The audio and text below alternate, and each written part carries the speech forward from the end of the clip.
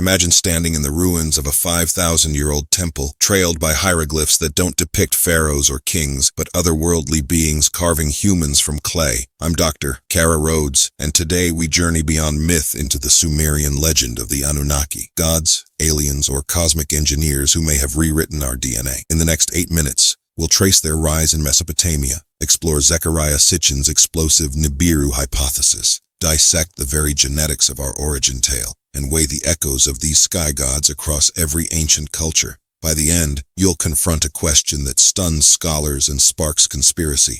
Who really created us? Let's begin. Our story opens around 2300 BCE with the Atrahasis poem of ancient Mesopotamia. In its verses, the Anunnaki, high gods of sky and earth, commanded lesser deities, the Igigi, to perform endless, back-breaking labor, dredging canals, forging metals, sustaining cosmic order. When the Igigi rose in revolt, the Anunnaki faced a dilemma. They needed workers but couldn't continue the punishment themselves. Their solution? Biologically engineer a new servant species. The text even records their method. Let clay be kneaded, let life breath be blown within. By mixing clay with divine essence, they birthed the first human, designed for toil but endowed with a spark of consciousness. Scholars debate whether this served as a theological justification for later slave systems or reflected a genuine attempt to explain humanity's origins. Was it an allegory for societal hierarchies, or a record of an ancient biogenetic experiment? Fast forward to the 1970s, when author Sitchin claimed to unlock the tablet's hidden meaning. The Anunnaki came not from mythic heavens, but from Nibiru, a yet undiscovered planet on a 3,600-year orbit. According to Sitchin, Nibiru's atmosphere was collapsing, driving its inhabitants to Earth's abundant gold, to use as a cosmic air filter. He argued that after mining operations drained the Anunnaki's workforce, they spliced their own DNA with primitive hominids, hence our clay blood origin. His books painted vivid CGI-style scenes of red skies and golden quarries.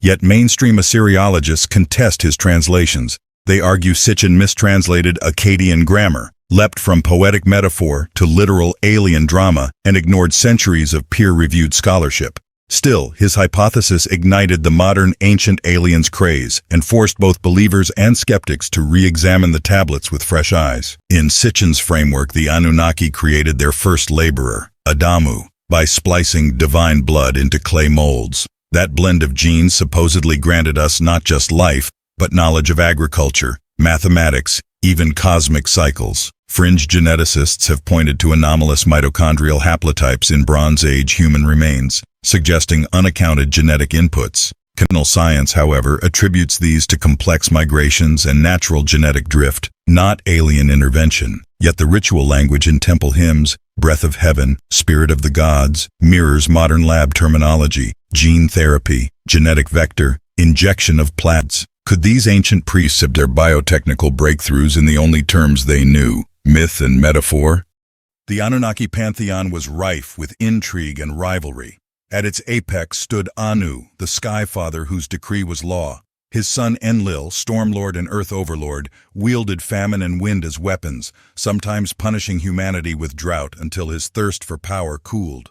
Opposing Enlil's harshness, Enki, god of water and wisdom, clandestinely taught humanity arts, healing, and temple rites, earning him the moniker civilizer of mankind.